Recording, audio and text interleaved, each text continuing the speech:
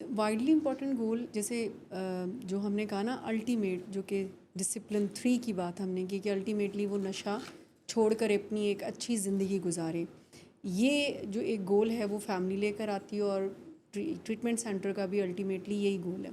لیکن widely important goal یا نہایت اہم گول کے بغیر اس بڑے گول تک پہنچنا ناممکن ہو جاتا ہے، چونکہ وہ موقع کی مناسبت کے ساتھ وہ بدلتے رہتے ہیں، اور وہ اس کی راستے میں وہ رکاوٹ کہتے بھی ہیں بن سکتے ہیں. وائلڈلی امپورٹنٹ گول جو ہیں وہ گرگٹ کی طرح رنگ رنگ بدل رہے بدلتے ہوتے ہیں اس جرنی میں، اور یہ رکاوٹ بن سکتے ہیں. یعنی اگر ہم وائڈلی امپورٹنٹ گولز کو نہیں سمجھ پاتے یا ان کا انتخاب صحیح سمجھ کے ساتھ نہیں کرتے، تو یہ جو ہمارا الٹیمیٹ لافٹی گول ہے، یعنی ریکوری یا کسی کو نشے سے نجات دلانا، بحالی میں رکھنا، اس کے راستے کی یہ رکاوٹیں ہیں. پھر ادھر ہی الجھے رہیں گے. اگر تو آپ فیملی کے لیے پہلا جو گول ہے جسے ہم وائلڈلی امپورٹنٹ گول کہتے ہیں جی وہ کیا ہوا؟ مریض کو علاج علاج میں لے کے آنا. علاج میں لے لینا. کر لیکن آنا. جو ہی مریض علاج میں آ جاتا ہے تو پھر دوسرا ایک چیز گول ابھر کے، ایک ہدف ابھر کے سامنے آ جاتا ہے کہ اہل خانہ کو یا فیملی کو پتہ ہو کہ ہم نے ٹریٹمنٹ میں کیا کچھ کرنا ہے، ہمارا کردار کیا ہے ٹریٹمنٹ میں ایز اے فیملی، تو ہمارا کیا کیا کچھ کرنا پڑے گا، کیا کیا پاپڑ بیلنے پڑیں گے. تو اس کو ہم کہتے ہیں کہ ٹیون ان ہونا. یعنی لے مین تھنکنگ جو ہے نشے کی بیماری کی اور علاج کی وہ صرف اتنی ہے کہ اگر آپ کی ول پاور ہو تو آپ نشہ چھوڑیں گے، جبکہ سائنٹیفک سوچ یہ ہے کہ ول پاور آپ کو علاج میں تو لے کے جا سکتی ہے، نشہ نہیں چھڑوا سکتی آپ سے. ول پاور تھک جاتی ہے اور ول پاور ایگزاسٹ ہو جاتی ہے. تو فیملی کو ٹیون ان ہونے کی ضرورت ہے، ان کو نظریہ بیماری سمجھنے کی ضرورت ہے کہ یہ خالی ایک ذہن کا یا مائنڈ کا معاملہ نہیں ہے، یہ برین کا معاملہ ہے. یہ جسم میں جو بائیو کیمسٹری ہے وہ ڈسٹرب ہوئی ہے، جس کا تعلق جینیٹک ریزن سے ہے. تو فیملی کو بہت ساری چیزیں سمجھنے کی ضرورت ہوتی ہے. مثلا فیملی جو ہے وہ ٹریڈیشنل تھنکنگ میں ہوتی ہے، فیملی انیبلنگ اور پرووکنگ کر رہی ہوتی ہے. یعنی کبھی مریض کو ہر روز کلین سلیٹ دینا، اس کی مشکلات کو حل کرتے رہنا، اس کو چھپاتے رہنا زمانے سے کہ کسی کو پتہ نہ چلے، اور اس کی خواہشیں اور اس کی تمنائیں پوری کرتے رہنا کہ مجھے گاڑی لے دیں، مجھے یہ کر دیں گے تو میں نشہ چھوڑ دوں گا. اور جب وہ ایسا نہیں کرتا تو پھر فیملی غصے میں برا بھلا کہنے پہ اتر آتی ہے. اس کو ہم پرووکنگ کہتے ہیں، یعنی اشتعال انگیزی کہتے ہیں. تو سہولت کاری کرتے رہنا کہ سدھر جائے گا، احساس کرے گا. جب وہ نہیں سدھرتا تو پھر اس کو اشتعال انگیزی کے ذریعے برا بھلا کہنا، جس سے کہ شیم پیدا ہوتی ہے. تو یہ ٹیون ان میں جو کہ داخلے کے فوراً بعد جو پہلا وائلڈلی امپورٹنٹ گول تھا وہ اب وائلڈلی امپورٹنٹ نہیں رہا.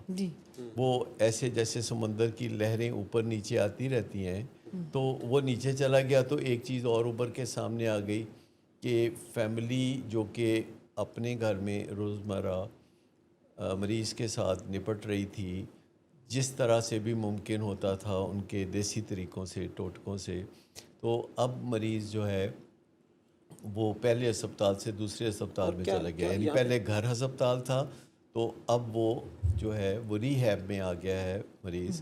اور فیملی اس نئی سچویشن کو کوپ کرنے میں بھی مشکلات محسوس کرتی ہے کہ لوگوں کو کیا بتائیں کہ مریض کہاں ہے، مریض کے بغیر گھر میں اس کی جدائی کو کیسے فیس کریں.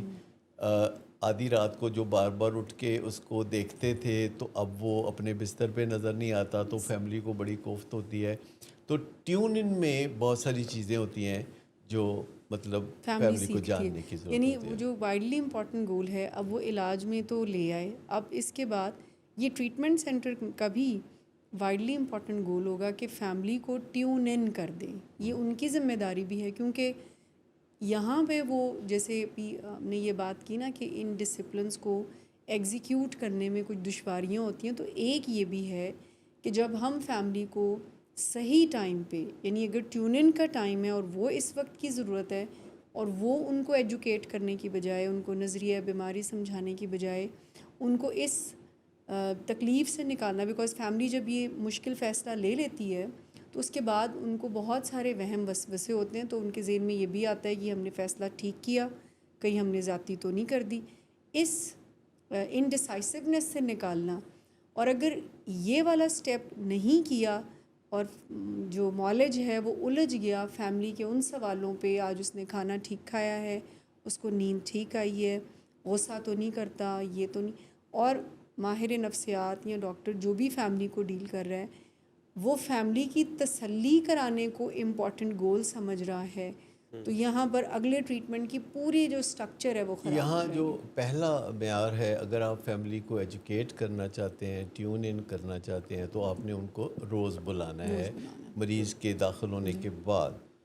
عام طور پر ری ہیبس جو ہیں وہ مہینے بعد یا 40 دن بعد پہلی ملاقات کراتے ہیں، جس سے کہ فیملی کو بڑی کوفت ہوتی ہے، اور بہت سارے مریض اسی وجہ سے علاج سے محروم رہ جاتے ہیں کہ ان کی فیملی اس طرح کا بلائنڈ ٹرسٹ کرنے کے لیے آمادہ نہیں ہوتی. تو ویلنگ ویز میں ہمیشہ مریض کے داخلے کے اگلے دن ہی فیملی کو ملایا جاتا ہے مریض سے، جس کو ہم ٹچ اینڈ گو میٹنگ کہتے ہیں. بریف میٹنگ ہوتی ہے جس میں مریض ٹھیک ٹھاک اچھی حالت میں ان کو نظر آتا ہے، اور وہ اس کو ہیلو کر کے تھوڑی سی باتیں کر کے 2-4 منٹ تو چلے جاتے ہیں. اور اس سے پہلے اور اس سے بعد فیملی کو ٹیون ان سیشن میں جانے کا موقع ملتا ہے، جہاں ان کو سیکھنے کا موقع ملتا ہے کہ کسی مریض کو جب نشے کی بیماری ہوتی ہے تو ول پاور اس میں کوئی خاص کردار ادا نہیں کرتی، بلکہ بے شمار امور ہیں، ملٹی ڈسپلنری اپروچ ہے جس سے کہ وہ کمفرٹیبلی نشہ چھوڑنے کے قابل ہوتا ہے. تو یہ جو ٹیون ان ہے جس میں ہم فیملی کو اگلے مرحلوں کے بارے میں پریویو دیتے ہیں، اور یہ 14 دن کا پروسیس ہے جس میں ہم فیملی کو 12 ملاقاتیں کراتے ہیں، اور اس میں ہر ملاقات کے ٹائم پہ مریض کا اور فیملی کا انٹریکشن جو ہے ماہرین غور سے دیکھتے ہیں، پھر اس کی روشنی میں وہ فیملی کو گائیڈنس